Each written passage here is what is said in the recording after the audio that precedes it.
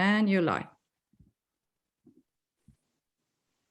Thank you very much. Good evening to everybody who's watching in person or online. And thank you to our panelists. It feels like an extraordinary fact that 2 months have passed since the end of COP26. So it's a really good moment to kind of digest, isn't it? And just try to take stock of where it left us and what lies ahead. And I've still got ringing in my ears questions from presenters on news programs in the final hours of the conference, asking the very binary question, was it a success or was it a failure? And I'd been arguing all the way through, it won't be like that. It's not either or, there's always going to be a more incremental and confusing picture. And, you know, yes, progress on some fronts, no staggering failure on others. Coal got a mention for the first time, but with so many caveats to be arguably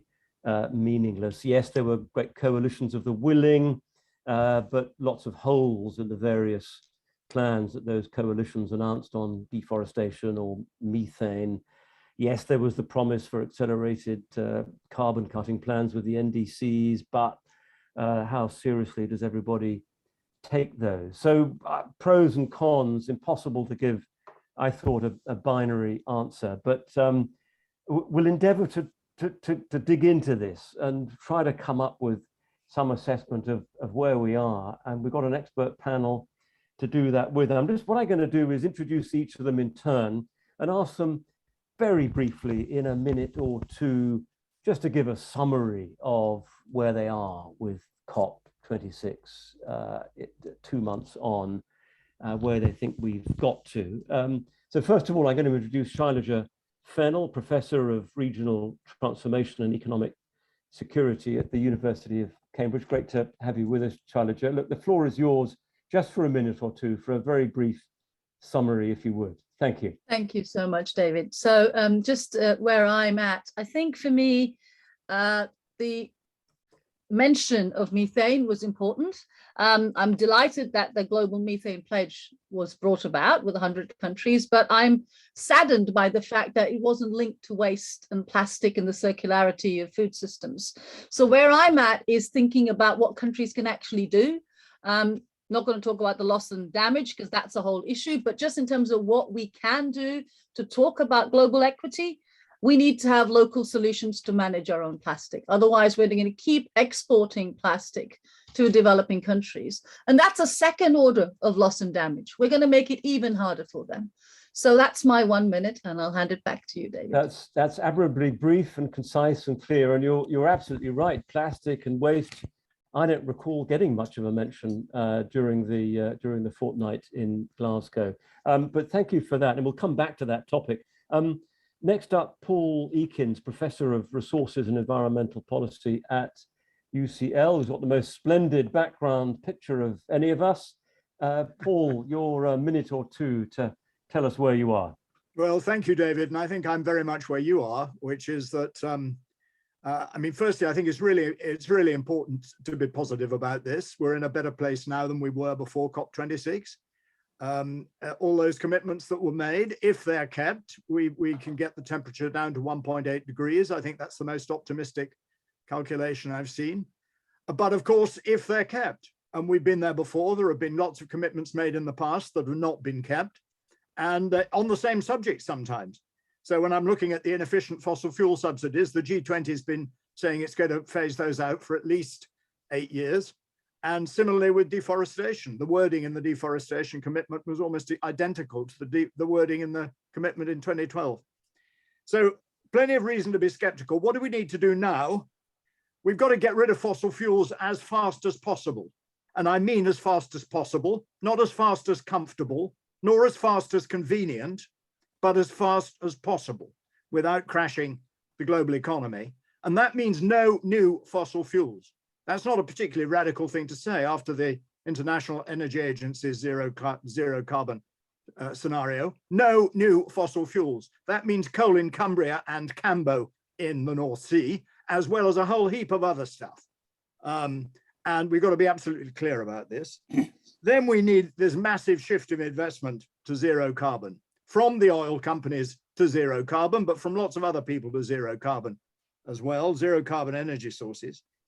Then we need a massive effort to regenerate nature by completely reforming agriculture. I'm going to leave that little chalice to Patrick, my old friend, who I haven't seen for a very long time indeed, because I know that he knows much more about that than I do. And finally, we need a Marshall Plan for developing countries. Developing countries are going to develop. And if they're not given help to develop in a low carbon way, they will develop in a high carbon way. And I think that's going to become very clear in COP27 in Africa. And at the moment, the rich world, who haven't even got together 100 billion, despite what they promised in 2009, i.e. 11 years ago, nearly 12 years ago, can't even get together the 100 billion. And they're going to need 10 times that at least in order to have this Marshall Plan for zero carbon development in the global south. So there's a lot still to do. Well, that's a great stall you set out there, Paul, and we'll hopefully get back to some, if not all, of those points of yours. And you've teed up our next speaker, Patrick Holden, founding director of the Sustainable Food Trust. Yes, agriculture did not, a bit like with waste actually, did not get exactly headline billing at the talks in Glasgow. Patrick, the floor is yours for a minute or two. Well, thank you very much. I mean, it was missing in action on the main stage, the discussion about agriculture. And that raises, which is obviously for me, was very frustrating, because whereas agriculture is the planet's main land user today and has absolutely been part of the problem, it has the potential to become part of the solution. And that potential has not yet been grasped. Why is that? I think a number of reasons. There is confusion amongst policymakers, which is probably reflecting the confusion amongst scientists as to whether the best way to address climate change through agriculture is through land sparing, which means farming more intensively on the best land to save more for nature, or land sharing, which is farming in harmony with nature and letting the two coexist. That's one thing. That's exacerbated by the rewilding bandwagon, which is, rolling strongly. And of course, further exacerbated by the ruminant debate and methane, because there's a lot of people who think that we have to cut down on ruminants in agriculture in order to get a quick win on methane reduction. And then finally, I think there's a public addiction, or a perceived addiction, to cheap food. And politicians are wary about taking any action which might make food more expensive. I think that the final challenge is that changing farming is not a small thing, it's a huge thing. It's going to mean the biggest change in farming practice since the Industrial Revolution. It's going to mean a return to mixed farming, and it will mean that all farmers will have to farm differently and we'll have to eat differently. So that's just a taster. So those are some of the reasons, but I believe I'm optimistic too. I think we can overcome them all at COP27. I love to hear that sense of bounce in your voice there. That's terrific. Thank you, Patrick, very much. With us also is Farhana Yamin, environmental lawyer, and those who know Farhana or heard her speak will know many stories of previous COPs representing small island states, developing countries, trying to raise their profile in the negotiations. Farhana, great to have you with us. Give us your brief summary of how you think things look at the moment. Well, thank you, David, and the Frontline and the Conduit. I guess I've been to nearly all of the COPs, and this one was spectacular in terms of the mismatch between what it delivered and what people think it delivered or wanted it to deliver. There was a lot of greenwashing. There was a huge PR coup for the UK government. They played that very well. A whole bunch of announcements in the early days, in the first few days, dominated the headlines, and not so much, by the end of week one, when half those announcements are subject to a bit more of a thorough analysis, and half the countries who signed up to them are casting doubt, or withdrawing, or saying, actually, we didn't really mean it in this way. And by the way, this announcement was conditional on finance or on other conditions being met. So a massive credibility gap now opening up between where we are. That 1.8 figure that Paul said is the most optimistic of the most optimistic scenarios. And I think, Paul, you should qualify that before giving that as a blunt figure. The figure by Climate Action I did say it was the most optimistic. It depends on promises being kept. It's 2.4, and then it comes down if all these heroic assumptions are made. So the very, very, very optimistic scenario is not a realistic one. And that's what needs to be understood by everyone. That is not a realistic scenario. We just read today, most of you get Carbon Brief, and if you don't, please do. US emissions a year into the most climate committed presidency are 6.2% higher, 6.2% higher in 2021. The sharp drop that we saw around most of the world in 2020 has gone. We did not use the rebound effects, the greening packages well, and we're just not going fast enough. And that's in sight of, and I'll end here, the very depressing picture on solidarity and the provision of finance. So as a lawyer and as a long-time observer, it is not a pretty picture, and there is a lot of a catch up and transformation to do. Farhana, thank you very much indeed, and we'll come back to that. So hold those thoughts, and we'll get into that in more detail as well. Last but not least, Jeevan Vasagar is Environment Editor of the Bureau of Investigative Journalism. Jeevan, I don't know if you were at COP26 or had colleagues there, but give us, as the others have done, a nice, brief, concise take. I was at COP, David. It was actually my first COP. And I think going into it, I don't know if people gathered here, remember a program called The X-Files. There was a poster on the wall behind one of the characters saying, "I want to believe," in his case in UFOs, in my case, in the ability of the world to deal with this collective challenge. I went in thinking, I want to believe. I'm afraid I came out extremely pessimistic. I felt there were breakthroughs, as a number of the speakers here have pointed out, particularly on deforestation, on coal being in the final text.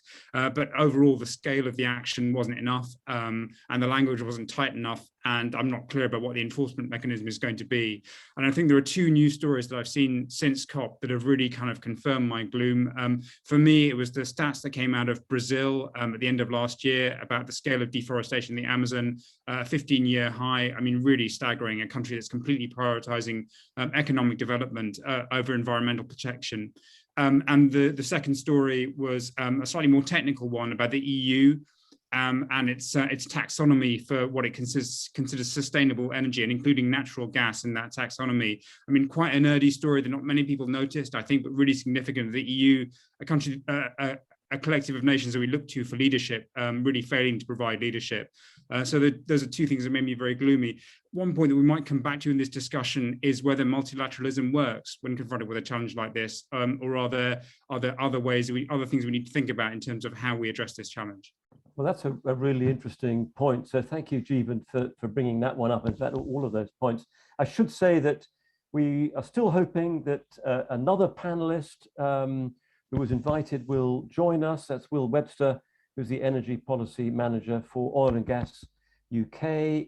He did join the first round of this discussion in October ahead of COP, and it was fascinating to hear his perspective. We're hoping he'll be able to join us this evening, but no sign of him so far. But we'll keep scanning to see if he's able to join. Can we, and I should say to everybody watching in person or on Zoom or whatever, that please send in your questions. We're very, very keen to get your questions, and we'll endeavor to get through as many as we can. But let me, while people think of questions, find out how to submit them and all the rest of it, let's tackle head on what I guess is the headline out of COP. And Farhana, you mentioned the UK government spin on this.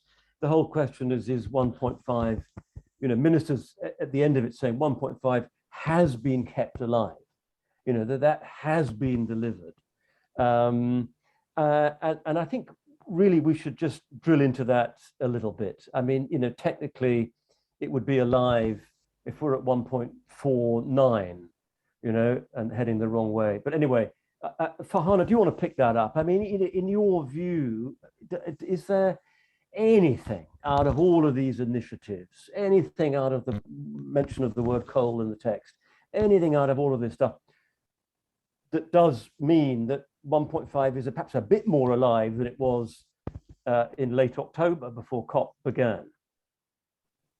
So I think absolutely. And I think what is a huge victory for the vulnerable countries is that everyone is now agreed that 1.5 is the metric of ambition that is needed. And that was not the case. You know, even in Paris, it was, you know, two degrees, but strive for 1.5. And so 5 years on, 6 years on, that is a huge credit to the diplomacy and to all of the scientists who have stressed that there are horrendous differences between the impacts at 2 degrees versus 1.5. And what's sad is it's taken, you know, a decade and a half to get to that point. I was in COP15 in 2009, where we put forward the 1.5 degree target, and then we just got a line in the Copenhagen, you know, Accord, which was 1.5 pages long, saying that the 2 degree limit would be reviewed.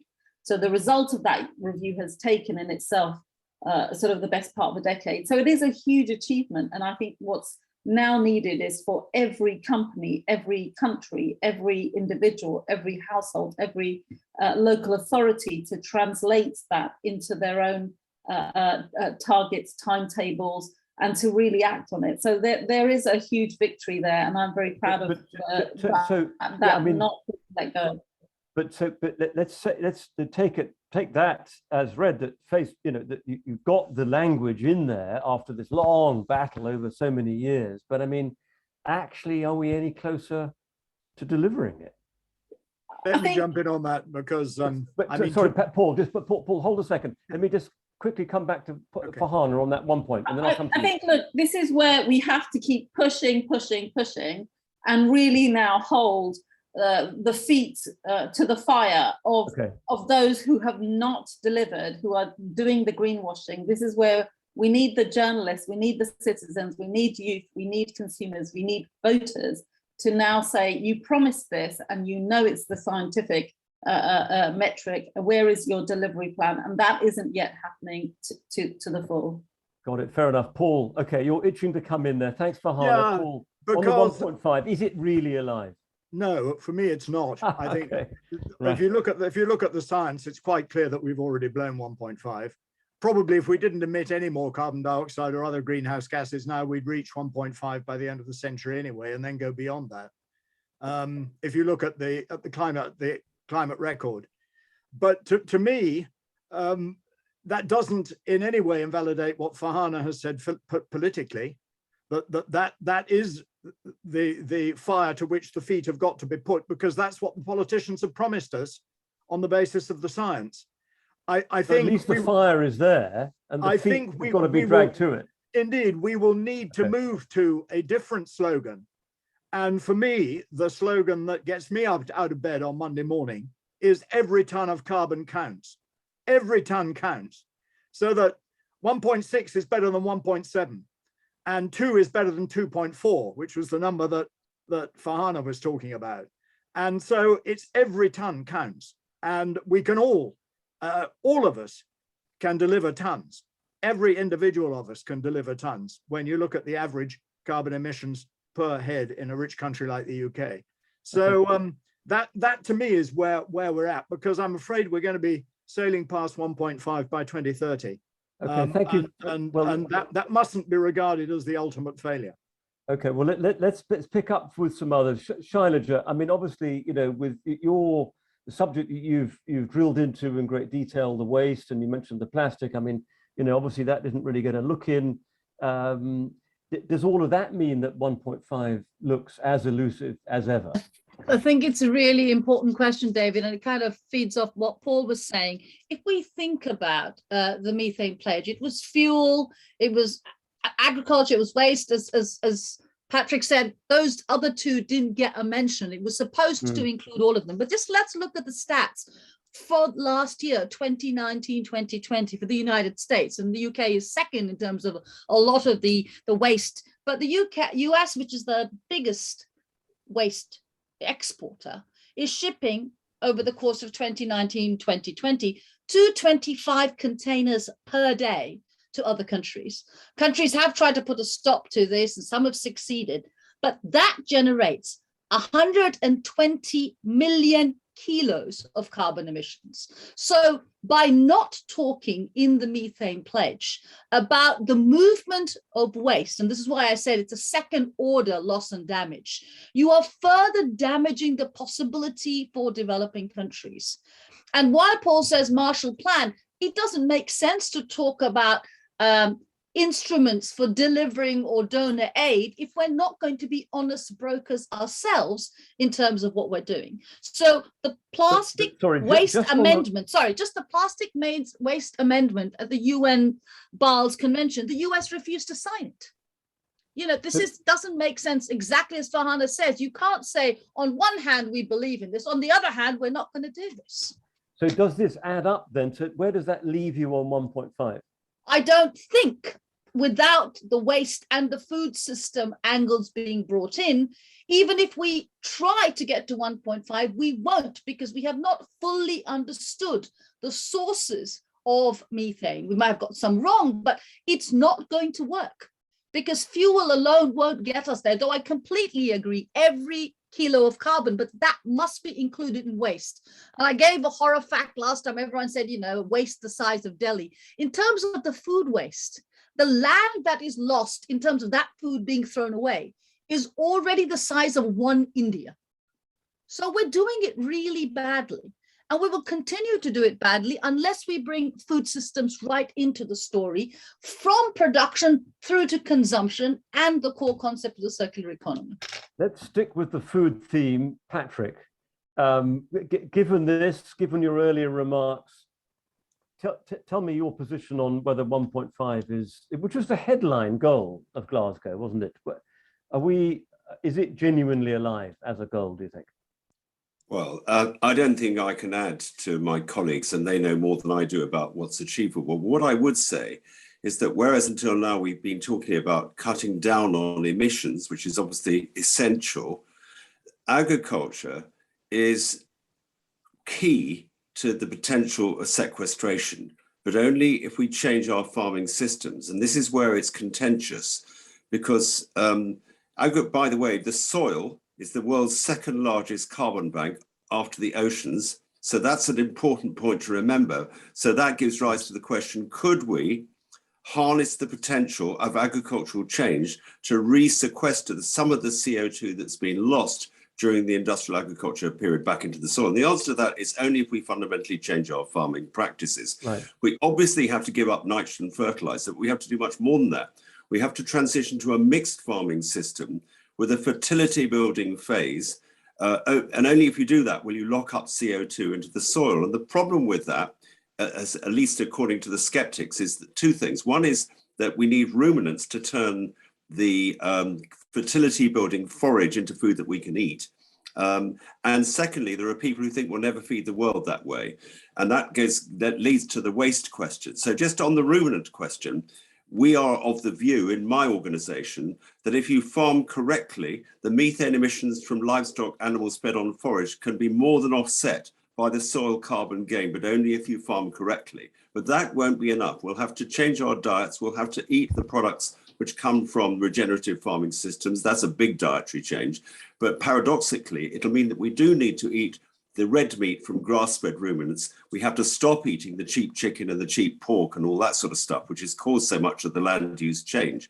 Could we do this? Yes, we could. In fact, I'd go further than that, say, yes, we must, because as I mentioned before, farming is now the predominant land user on the planet. It's not any longer, you know, pristine rainforests and all those wilderness areas. We've got rid of those, or we've taken all the fertility out of the land. So we must change our farming systems.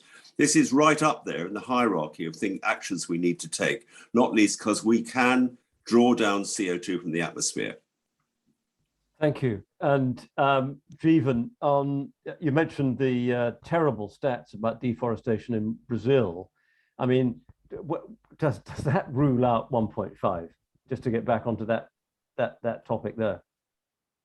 I think the I think probably the simplest answer to the question, and there are probably others who are more expert on this than I am, but the answer is, I think, to look at the plans of the big emitting nations and to look at the sort of US and Chinese plans, and they're still inadequate, I think, and without those countries making greater progress, I think 1.5 is not going to happen. So I think that's the simplest way to answer that question, David. Okay, so that's a great set of perspectives on that headline issue, and we're getting some great questions in from people in the audience, and let's have a go at some of these. So one is a UK focused one from Francis McGuire. What do you think the UK government will try to achieve from here to COP27? Farhana, do you want to have a go at that? I mean, really, what's achievable? What needs to happen this year? I mean, there was a huge set of issues. For example, loss and damage is the main one that will be the focal point of the vulnerable countries. It has been actually for about a decade since they realized that, progress was too slow. So this is not something that the UK has done that much about. And I feel it was a huge disappointment that we lost the facilitative, fund, as it were, that could have been established. In principle, this is what we did before. We established and agreed politically that the facilitative window is established. That is a political commitment, and then we would have elaborated the modalities afterwards. And I'm very sorry that the UK presidency didn't do that and gutted the text in the last 24 hours to get rid of that proposal and water it down. So they've handed over a lot, frankly, to or tried to. They don't actually, David, as a matter of law, they remain the presidency until Sharma yes. passes over to his Sharm el-Sheikh. On the first day of the COP, it's the first sort of act that's done. So I don't think they'll get away with that, but they've shown that they're not really willing to take that forward unless they will be pressed, as I think they will be, by the diplomacy and by the political will of all of the countries. I think they also didn't handle the vaccination issues very well. So again, that actually had a massive impact on the way in which this COP unfolded, and the fact that many of the vulnerable teams had very small delegations, and you saw that on the last day, on the last hours. The big delegations still have their ministers, still have their big guns, and most of our delegations, their ministers are tired and have had to take flights home and so forth. Very small delegations were left at the end to negotiate those things. Yes, so I met a few delegations of one who were just exhausted and outgunned and didn't know what was going on. I think there's a lot of procedural mess that has been left in the way that some of those negotiations were conducted, which is what you saw, that the end game for the developing countries and for social justice and climate justice advocates was very weak. They had got a lot more in previous drafts, and you saw the disappointment. So we'll be trying to make good on those. We're not happy that the UK left us with that. Obviously, no country wants to say its diplomacy failed altogether. No. We didn't, but there's a lot left to do. There's a lot left on. I mean, in fairness, previous hosts of previous COPs have also shunted on quite a lot of other stuff for others to deal with, I guess. The big stuff, the money, the emissions, hot political potato, loss and damage, where are we on those? Yeah, okay, thanks for that. So let's move on to a question from Helmut Maurer. How do we seriously want to tackle climate change without clarifying our position on economic growth based on material consumption? Jeevan, have a go at that. Our consumer society, can we ever tackle this without tackling that?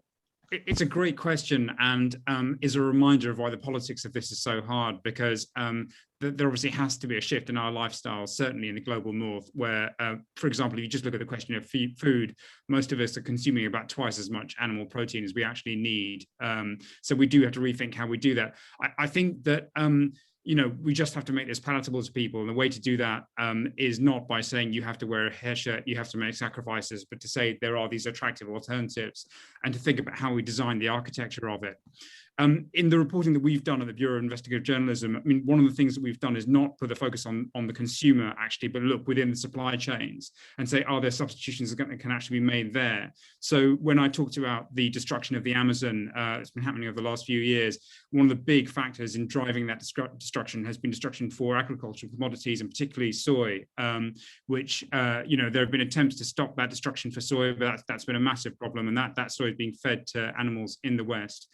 So there are ways of kind of removing this from our food chain that don't connect to people and don't say to people, look, you know, you have to consume less, you have to live with less pleasure, you just have to do things differently, and that's the only way we're going to make this work, at least in a democracy. Thank you. And another question's come in here about which, Patrick, you've touched on, but let's hear more about it. It's the potential for soil to act as for carbon sequestration as an alternative complement to other methods to decarbonize. I mean, is it, presumably it's not straightforward. No, it's not. I see you're shaking your head. I mean, so it's not straightforward.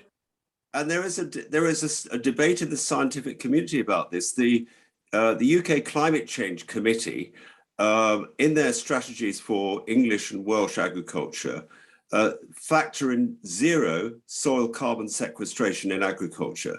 And the reason why they've done that is because they have gone along the sustainable intensification land sparing route map. And they've assumed that the increase in food production which will be needed will come from intensification, thereby leaving more land aside for rewilding. And I recently met an old friend of mine, Lord Deben, John Gummer, at a conference I was at. And I said to him, look, you know, I'm not happy with the position your climate change committee are taking. And he said, well, I'm surprised to hear you say that because, as you know, I farm with livestock in Suffolk, and I'm more broadly signed up to what you've been saying. And I said, well, unless we resolve this, you can hardly expect the government to adopt an approach which takes us down a mixed farming route nationally and actually globally, because we need to go back to farm rotations which build soil carbon. Only by doing that can we actually use the potential of the soil. So I'm hoping to meet the Climate Change Committee in the company of John Gummer within the next month or so to thrash this out, because I think you've got a schism there between the advice that the Climate Change Committee are giving to government, who have to listen to them, obviously, and the view of a growing number of farmers, myself included, obviously, who think that if we return to mixed farming and get it right, we can harness the potential of a soil to re-sequester the carbon that we've lost in the intensive agriculture period. Thank you. And a question from Hugh Raven, who's chair of the Environmental Funders Network, who's at the Conduit Club right now, asking the question, what's your judgment on the proportion of the solution that can come from nature-based solutions? Shailaja, do you want to pick that up? I mean, nature-based solutions as a phrase got a lot of traction in Glasgow. People kept using it in their various speeches, but I mean, did it get the emphasis you think it deserves? I think it didn't get the emphasis, and the definitions were not clear. And as Farhana said, it wasn't discussed with the least developed countries. The cultural significance of nature was not discussed, which is a very important part. But there is a significant problem in this area. The nature of industrial agriculture that we currently deploy, not just in high-income countries, but also rolling out to low-income countries, is responsible for 25% of carbon emissions, but much more problematic. It is responsible for, according to World Wildlife's most recent report, 60% of biodiversity loss. So to understand nature-based solutions, we've got to think about the wildlife, we've got to think about animal husbandry, and we've got to think about how human beings both use nature for providing food, but the idea of the natural world having cultural, religious identity based norms has not been discussed at all. And so a lot of the poorest countries were arguing that nature-based solutions was not discussed and brought in without a discussion, which is a shame because it's a really important feature. And I really hope, if you're saying, where do I want to see in a year's time, that COP27 should bring that in, because again, it's another dimension of loss and damage, that you are ramroding a singular economic model, which does not work. And so I'm glad it came in, but it's a shame that it was not discussed and we lost a lot of potential value that could have come out of that. David, can I just jump in? Backlash? Sorry, Patrick, just to follow up with Shailaja. So do you think there's in a sense a backlash in developing countries to the idea of I don't think it's that simplistic. I think there are multiple notions of the natural world, and we need to listen to First Peoples, to Indigenous groups to understand that, because it's the lack of an open conversation that makes it appear to be contentious. That's my view. I mean, others may have a different view. And Patrick, I'll just give you the floor in just a second, but we just had a message that Will Webster from Oil and Gas UK is on a train and unfortunately not able to join us. So just had that in. It's like a breaking news program here. Here we go. Right. Patrick, you had a comment to make about nature-based solutions. Well, I just want to comment on Hugh Raven's point. And the point that was made after it. What is the definition of nature-based solutions? You could say that nature-based solutions imply rewilding and reforestation and further intensification of agriculture. Or you could conversely say that nature-based solutions are farming in harmony with nature, which I've been trying to do for nearly 50 years, not using chemicals and using a biological approach. And I subscribe obviously to the latter view, but we do need to clarify what nature-based solutions are in terms of the definition. Because that's right, it isn't defined as it stands right now. That phrase. Not that I know. No, I think it could be a sort of I'm not saying it's greenwash, but it could give rise to greenwash because it's not. It could be loosely interpreted in different ways. Great, thank you. As a question without anonymous attendee, Professor Eakins spoke briefly about what each of us can do and must do.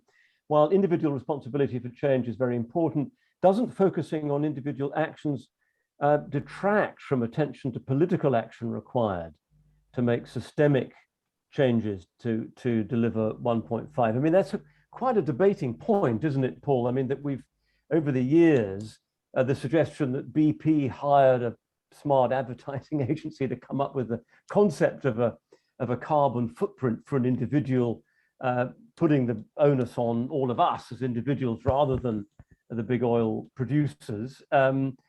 Do you want to respond to that idea that maybe the emphasis is in the wrong direction? Well, yes and no, in the sense that I think they're both important, but I think there's a really important point of consistency here, which is that I've long given up any thought that our political leaders, so-called, are going to lead on these issues. Our political leaders are going to be pushed on these issues by the people who feel that this has to happen. And for that to happen, the people must know what the implications are for the kind of changes that they're wanting. So if we continue to lead very fossil fuel intensive lifestyles, and we mustn't lose sight of the fact that fossil fuels are actually the biggest part of the problem, if we continue to lead very fossil fuel intensive lifestyles, and at the same time, we're calling on our politicians not to allow the production of fossil fuels, clearly we're going to run into the buffers under those circumstances. So these two things have to go together. But obviously the political action is absolutely critical. I'm enormously critical myself of when I hear big companies blaming consumers and saying, oh, we're only giving you consumers what you want, when everything the big companies have done is both to get in the way of the legislation that might enable us to live differently, and to buy the politicians to do what will continue to generate their profits. So I'm very, very critical of that and the fossil fuel industry in that respect.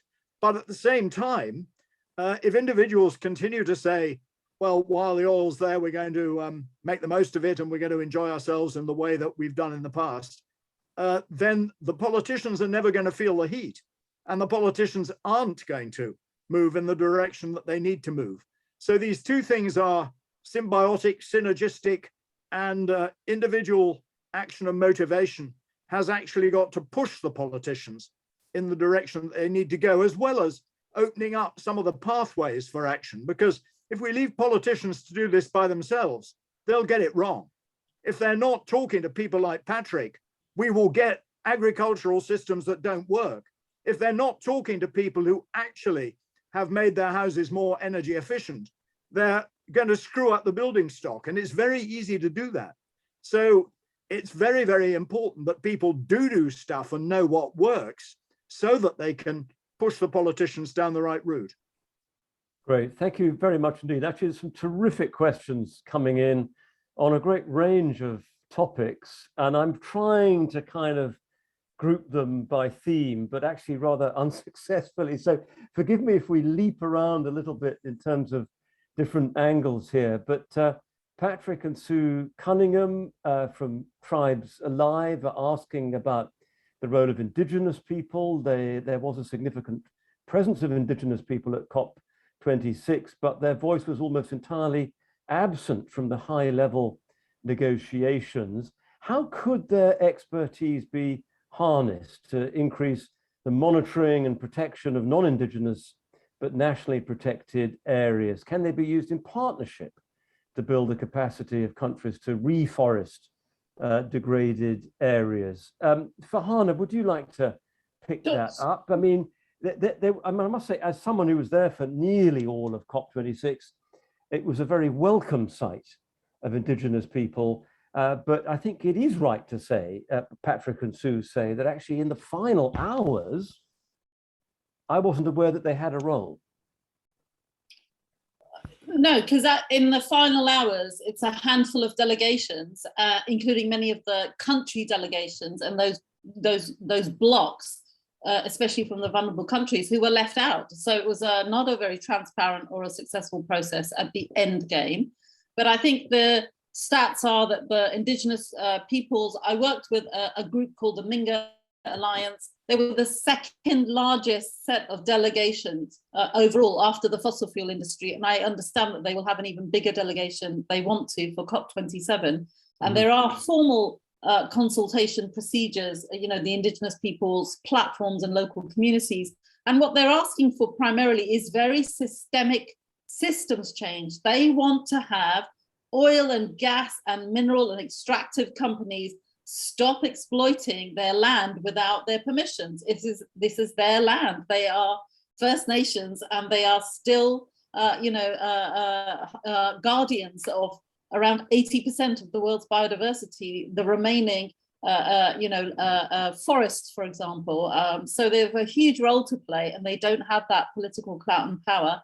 And we have to find a way of then insisting that the concepts and ideas that they're asking for, which is, you know, for example, mutually agreed terms and consents, prior informed consent, that didn't make it. There were proposals and language that was put through. There was an awful lot that, you know, gets trashed because there's no keeper right at the end other than the presidency to safeguard those voices. So I'm hoping that, again, a new presidency will hear those voices ever more clearly. And I think outside, you heard that, and that's important. The COP isn't just about those last minute negotiations. It is about bringing and bridging all of the different sets of players and groups, and outside in the corridors, in the streets, climate justice and Indigenous people were seen as the rightful providers of solutions that are going to make a difference. Thank you very much for that. Let's turn to a question from the Guardian correspondent, Phoebe Weston. She's asking about meat consumption and whether we need to reduce it to meet our climate targets. The question is aimed specifically at Patrick, but let me just ask Jeevan to come in on that, because you've made reference to soy production in the Amazon, and obviously cattle grazing is a huge destroyer of the forest there as well, cattle for beef, obviously. Jeevan, do you want to pick up, and should globally meat consumption be reduce? And then Patrick, I will come to you. David, I would say globally, no, but where we are, yes. So obviously in lots of parts of the world, people don't have enough access to protein, need to have more access to protein, and we need to bear that in mind. And that will be a demand that does need to be met. We in the rich part of the world are eating far too much animal protein and need to cut back. And I think the way to sort of achieve that system change is not through kind of impossible objectives like veganism. It is through things like meat-free Mondays, and it is through achieving systemic switches, like shifting the food that's served in hospitals, changing the food that's served in schools, looking for those sort of big wins that kind of cut across the spectrum, rather than relying on sort of voluntary action. So not a blanket ban. And absolutely not a blanket ban. No, that's not going to work. So Patrick, you'd welcome that. Yes, I think in direct answer to the question, overall in the West, as Jeevan has just said, meat consumption will fall. But the critical thing is which meat. We need to differentiate between the livestock products and systems which are part of the problem and those which are part of the solution. And actually, we need to do the same with plants, because it is only through the intensification of plant production, often on deforested land, that the intensive livestock production, which is the main cause of the problem, pigs and poultry fed on soy and other cereals, has given us the problem we've got. So we need to become sophisticated in our future eating habits to differentiate between plant and the animal products, which are part of the problem, and those which are part of the solution, and eat accordingly. Otherwise, interestingly enough, the thousands of farmers in this country and throughout the world who are wondering what on earth they should do in response to climate change won't be able to survive, because they will depend on us eating the products that they grow in a regenerative way to make a living. So I want to call for a much more informed public debate about this particular issue. And The Guardian, dare I say this, has got it wrong in the past. They've led the charge towards moving to plant-based diets. I come from a Guardian reading family, so there you go.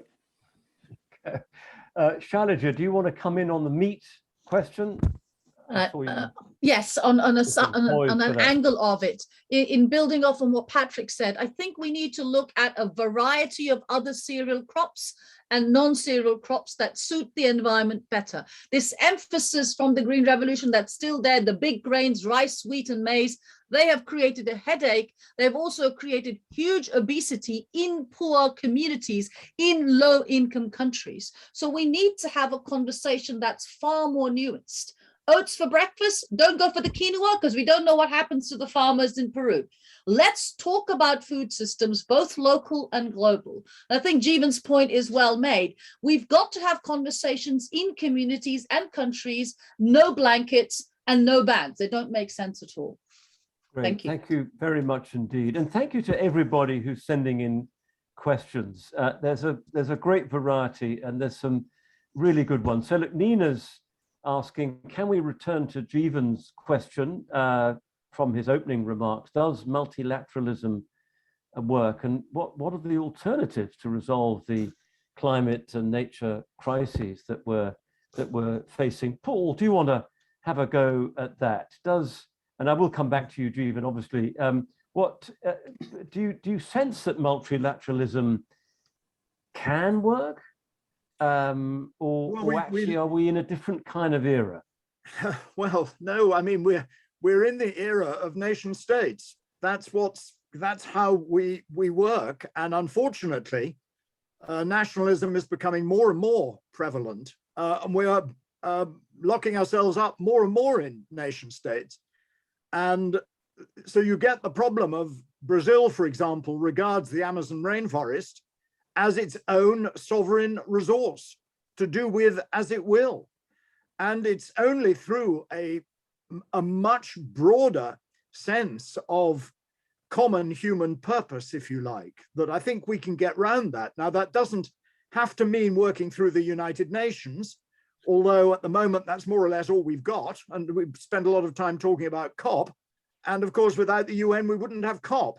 So we wouldn't have any kind of forum to discuss these matters. I personally think that we will need to move towards clubs of various kinds, where coalitions of the willing kind of thing. Coalitions of the willing, climate clubs where countries recognize that this is one of the really big challenges, and they decide they're going to move in that direction themselves. And at the moment, that means they will have to protect their economies from the competition from much cheaper food or everything that's made with fossil fuels from those countries that are not yet prepared to go down that route. So I'm a great supporter of the carbon border adjustment mechanism that's been proposed by the European Union, because I feel that globalization is in retreat anyway. And what we have to do is move towards a trading system which takes far more notice of how things are made, and that is prepared to discriminate on that. And of course, that runs right against the World Trade Organization rules at the moment on process and production methods. So I think we need a different kind of multilateralism, but I very much hope we don't all get locked up in our nation states, because as Mitterrand said, c'est la guerre. Le nationalisme, c'est la guerre. And I'm afraid I can see many signs of that in the new nationalisms that are being reasserted now. And Farhana, I very vividly remember you describing in one discussion we had, I think a year or so ago, that, you know, you, after many COPs and trying to negotiate on behalf of, I think, small island states in particular, you know, you did feel a sense of despair about the process, the COP process, if I remember that right. I mean, do you see a future in multilateralism, or is it got to be handled in some other way? I think the big mistake that I feel I made and many others have made is to focus too much on multilateralism at the expense of the national, the local states and regions, and those other layers. You know, climate isn't like Monopoly as a game. It's like an onion with many layers. You got to do all the layers. All the layers matter. So individual actions matter. The high street matters. You know, your local authority matters. It has legal powers and jurisdiction. Cities matter. And we have been working in this. If by multilateralism you mean now what's happening, that all of these additional layers are being tackled and addressed, then that is proving much more successful. And for my own part, and I guess mea culpa, and I've tried to spend as much time now on community engagement and movement building and on the local essentially as I do on the international, because we can't do everything from the top with those levers. They're too weak. And it's not the age of nation states, it's the age of empires, and it's the age of billionaires with so much power, that's so much beyond the control of individual nation states, that even they've had to band together to try and do something about that. So I think that is the big realization. And it's also an age that's recognizing that actually the very fundamentals of capitalism are broken. Capitalism does not recognize nature. And that is the biggest problem of all. You can't fix that through a tax, and you can't fix that through a carbon market. And you can go around talking about nature-based solutions all you like, but the DNA of capitalism does not recognize nature. It doesn't recognize, therefore, the people who protect nature, such as Indigenous peoples. And that's, I think, what we're trying to tackle now through these big social movements that have really, lit a fuse under the sort of insider games, the diplomacy games, and said, you know, you're not achieving enough through these year by year COPs. You've got to change the fundamentals at all levels. Okay, thank you. So look, back to Jeevan. It was your comment about multilateralism that prompted Nina's question. You've heard from Paul and Farhana. What's your take? So I'd talk about two different crises that we've all just lived through, and I think point to different aspects of this problem. So the first of them is the global financial crisis. That did actually have a multilateral solution that worked to some extent. We do now live in this sort of technocratic world of central bankers talking to each other. The important point about that was that it was basically a conservative revolution, so capitalism defending itself, looking after the interests of the bankers. And then if you look at the other crisis that we're still living through, COVID, we've handled that in the absolute kind of worst way possible, you know, guaranteeing that this crisis will kind of roll on far far longer than it has to by refusing to vaccinate the global south. So if you ask me to say, which of these models I think applies to climate change, I think the answer is obvious, right? We're gonna screw this one up. So I mean, I think I find comfort in what Farhana said, that there is a multilateralism that doesn't involve governments and that involves communities, involves cities potentially, involves perhaps responsible businesses too. But I just don't think we're going to get the global financial crisis response of elites getting together to solve this crisis, because they don't yet feel that their interests are at risk. Thank you for that. Look, we're getting close to the end of the session, but there's some fantastic questions have come in. Listen, I'm going to ask one of you to pick up on David Nussbaum's question. He has raised the one that people always roll their eyes at or wince at, but it's geoengineering, an unfortunate necessity or an unfortunate distraction, or what? I'm going to ask Shailaja to have a crack at that. Would you do that? I mean, yeah. I remember it coming up at a conference. I think, in fact, in Copenhagen, there was a marginal group talking about geoengineering, and they were rather embarrassed, and a lot of people were very kind of cross with them. Is it now emerging as more of a theme, given that the emissions graph is going the wrong way, as we've all been saying? I think it's like the lack of definition on nature-based solutions. I don't think geoengineering in itself is terrible or brilliant. If we think about the recent research papers talking about spores, fungal spores and their relationship with rain, which causes which, there's all sorts of really exciting stuff in the natural world, which are forms of geoengineering, which doesn't mean the same thing as, shooting things into the sky, or, we've got to think about what works. I think Farhana's point about capitalism doesn't understand nature is a powerful one, because if you look at the natural world, it is so much more powerful than capitalism in its ability to make or break the life of us as a human species. Understanding that and working with that is incredibly important. And I think one of the problems, and I say this as an academic, is often academic disciplines are really bad at coming back to systems engineering. And that is something that we really need to do and understand. So yes, there can be crazy things or extreme things said across the board, but I think we really have to understand the natural world in its entirety and its complexity. And rainfall is part of that whole story. I mean, we talked about plastics, we talked about waste. It's also linked to land use and water use. The leaching of what we're doing in the natural world on land is going to affect the water. And Patrick started out early on in talking about, water and carbon and land and carbon. And not understanding what natural systems there are is problematic. Working with them for geoengineering solutions is good. The whole discussion on green water, blue water, there are so many things that we can think about. So I wouldn't poo-poo it, but I think it has to be contextualized. Okay, thank you very much indeed. Hey, look, we're getting into the last couple of minutes, really. I just want to ask you all for, like, in one sentence, it can be a longish sentence, I guess, what would you most like to see this year? Farhana, kick off with what would, just in one thought, if you were to leave us with. Oh, we have to fund loss and damage and recognize that fundamentally nature needs restoration and reparations. The word reparation means to repair, and our entire economies need to be about repairing, healing and restoring. So if we can't do that, especially when there are so many negative impacts being suffered by those who did not cause most of these problems, we are lost morally as a society. And that's what we need to tackle. And that's what Sharm el-Sheikh must do. Powerful thought. Thank you.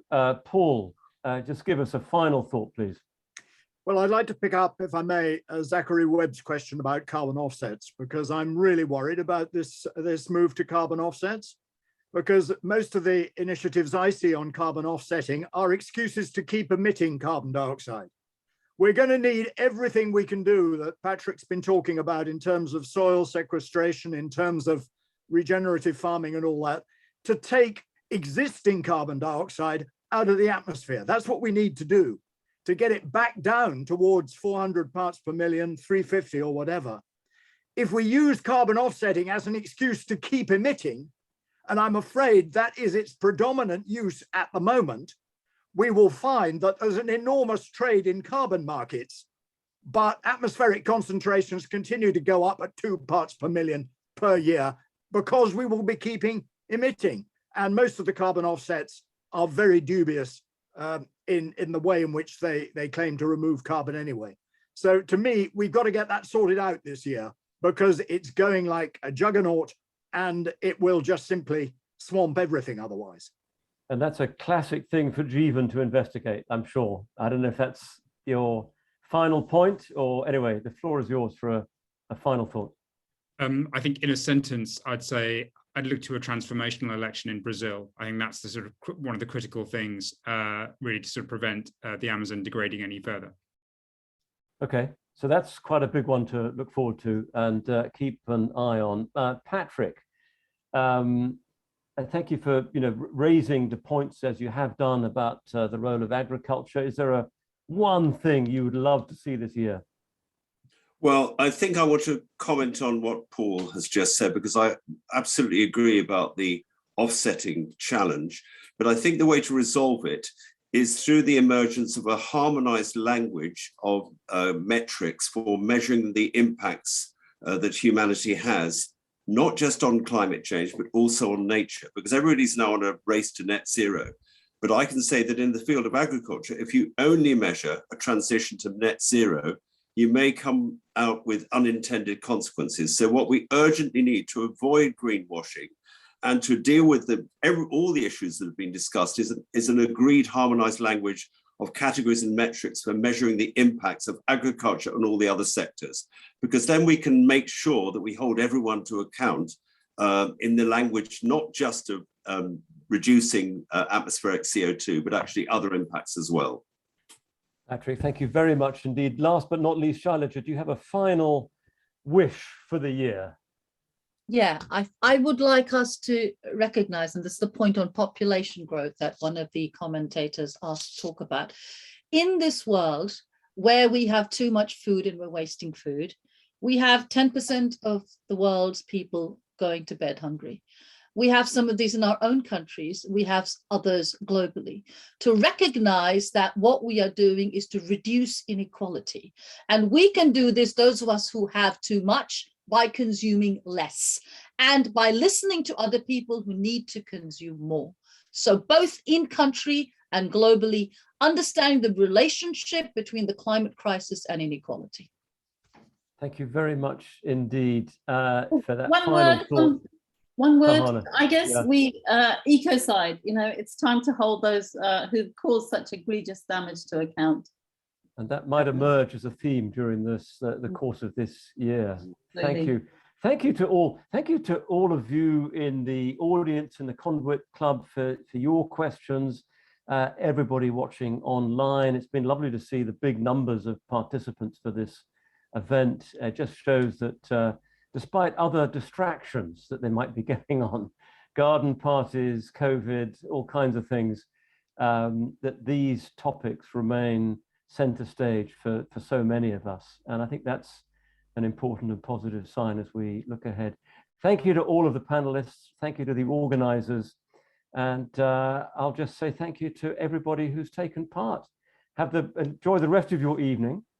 And let's just keep our fingers crossed for a happy, productive, successful year.